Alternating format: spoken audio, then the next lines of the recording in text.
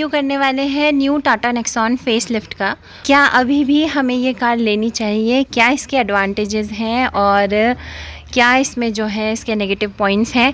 5000 kilometre चलाने के बाद आज हम आप सभी के साथ वो डिस्कस करेंगे। तो डायरेक्टली हम बात करेंगे ओनर से। हेलो, मेरा नाम अंकित रमोला है। मैं 5000 किलोमीटर नेक्सॉन फेसलिफ्ट मॉडल चलाने के बाद अपना एक्सपीरियंस शेयर कर रहा हूँ। तो आप बताएंगे कि ये कौन सा वेरिएंट है? तो जो मैं चला रहा हूँ वो है, इसको क्रिएटिव एस प्लस बोलते हैं। ये सेकंड टॉप है लाइनर है, इससे ऊपर फेयरलेस आता है। तो जब मैंने ये चूज़ किया तो ये मुझे वैल्यू फॉर मनी मॉडल लगा। इसमें फेयरलेस वाले सारे फीचर्स हैं। जो फीचर्स फेयरलेस में एक्स्ट्रा आते हैं वो मुझे ऑप्शनल लगे, मुझे लगा नहीं कि उनकी मुझे ज़रूरत है, तो इस वजह से मैंने क्रिएटिव एस प्लस चुना।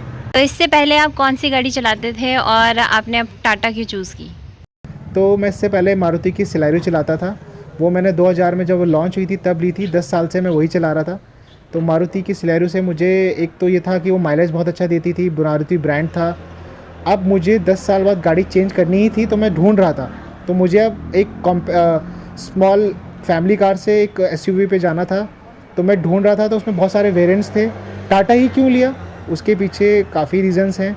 इस बार प्रायोरिटी में गाड़ी का सेफ्टी रेटिंग बहुत इंपॉर्टेंट था, जो टाटा और महिंद्रा दे रही थी। तो एसयूवी 300 और नेक्सॉन में मैं थोड़ा कंफ्यूज रहा।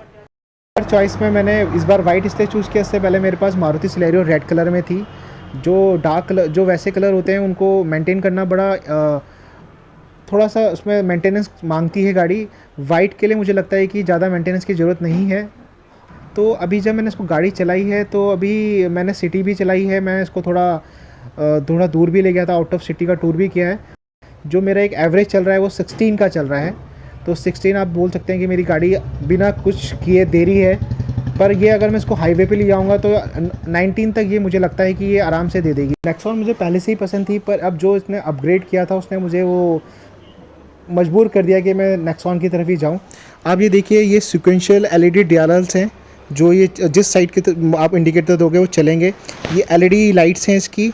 और यहाँ पर इन्होंने एक एयर कट दे रखा है। और आप इसको देखेंगे सामने से, इन्होंने गाड़ी को बहुत ही मिनिमल और बोल्ड लुक दिया है। आप साइड से देखेंगे तो ज़्यादा कुछ चेंजेस किए नहीं है।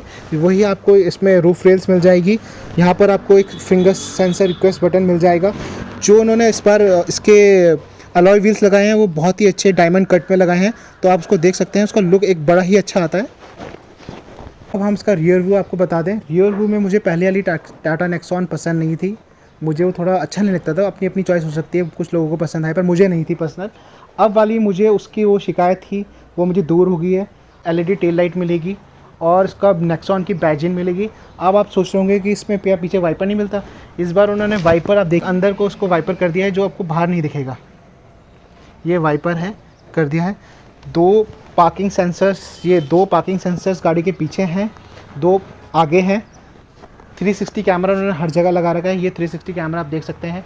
ऊपर आप देखिए शार्क फिन एंटीना है, जो गाड़ी के साथ बहुत जचता है। जो बाकी गाड़ी कॉस्ट कटिंग करती है उसमें इन्होंने कॉस्ट कटिंग नहीं की है। अगर आप देखोगे,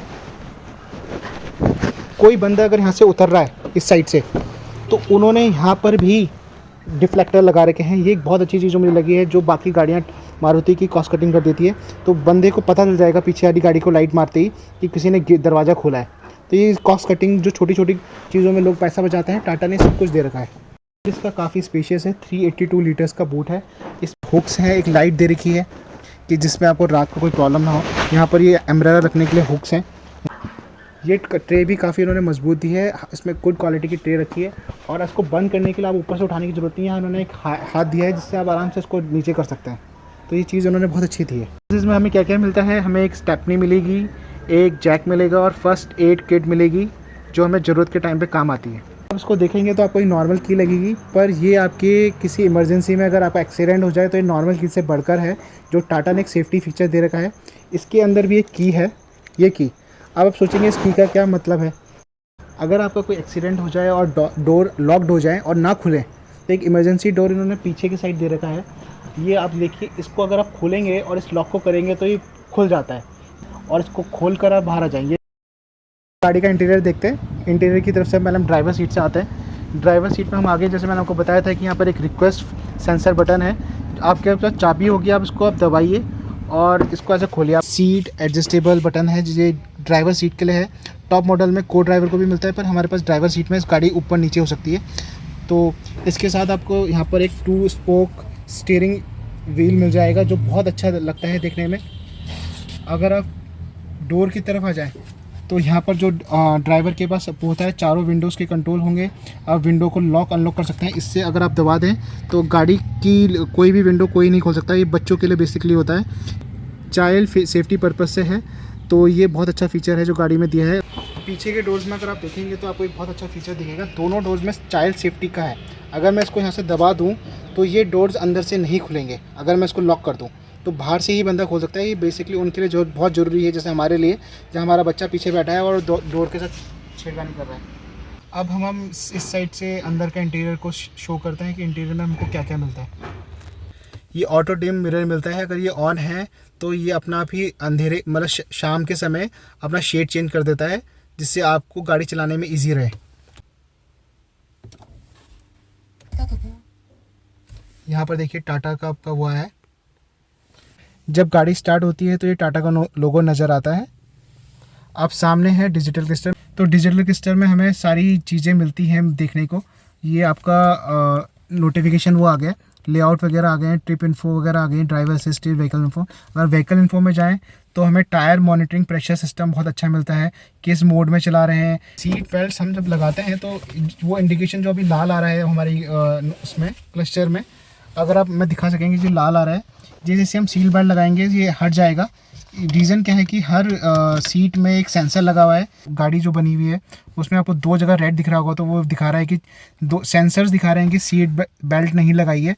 अब मैं अपनी सीट बेल्ट लगाऊंगा तो सेंसर एकदम से चेक कर लेगा कि सीट बेल्ट लग चुकी है, तो एक उसमें से उसने गायब कर दिया। तो को ड्राइवर की सीट बेल्ट नहीं लगी है तो अभी रेड आ रहा है, और ड्राइवर की लगी है तो वो हट चुका है। तो ये बहुत अच्छा फीचर दे रखा है।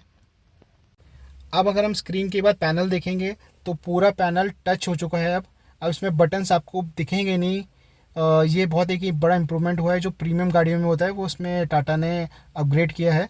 तो यहाँ पर हम देखेंगे कि एक एक्सप्रेस कूलिंग का फीचर है। अगर हम इसको दबाएं एक्सप्रेस कूलिंग का, तो गाड़ी कितनी भी गर्म हो सर्दियों में, कुछ सेकंड्स में गाड़ी को ये ठंडा कर देता है।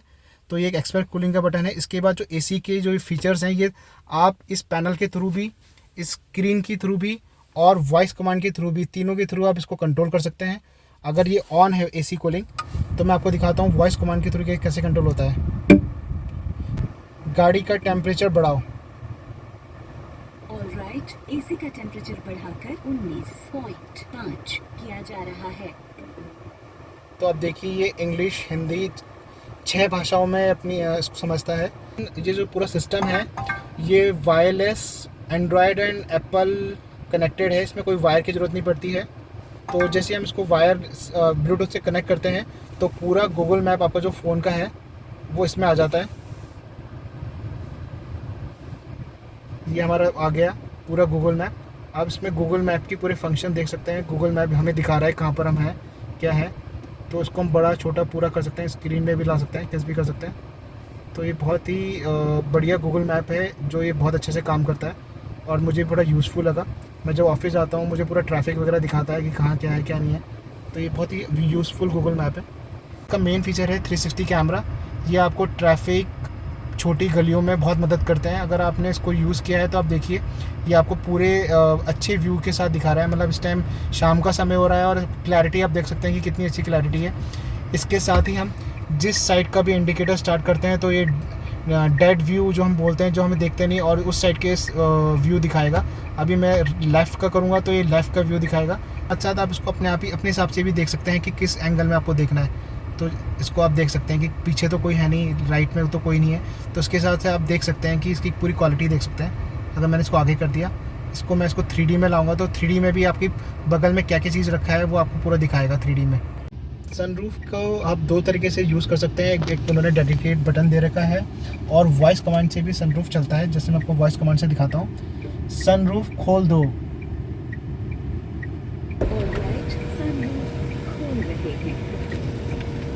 किसी पहली गाड़ी को, अगर किसी इंडियन मैन्युफैक्चरिंग गाड़ी को 5 स्टार मिला था तो वो नेक्सॉन थी। अभी रिसेंटली 2 महीने पहले इसकी दोबारा रेटिंग्स टेस्ट हुई है, तो ये गाड़ी को मुझे बोलते हुए अच्छा लग रहा है, प्राउड भी हो रहा है कि ये 5 स्टार इसको चाइल्ड सेफ्टी में भी और नॉर्मल में दोनों में से 5 स्टार मिले हैं। पिछली बार चाइल्ड सेफ्टी में 3 स्टार थे, तो इस बार इसको दोनों में 5 स्टार मिले हैं। तो ये इसका एक नया अचीवमेंट है जो उसने अचीव किया है। और इस बार इसमें 6 एयर बैग्स हर मॉडल में स्टैंडर्ड कर दिए हैं। आप ये देखेंगे हर जगह पे इसमें 6 एयर बैग स्टैंडर्ड कर दिए हैं। और हमें ऑटो वाइपर्स मिल जाते हैं। अगर आप बारिश में हैं तो आपको वाइपर्स चलाने की ज़रूरत नहीं है, अपना आप ही वो सेंसिंग से वाइपर स्टार्ट कर देता है।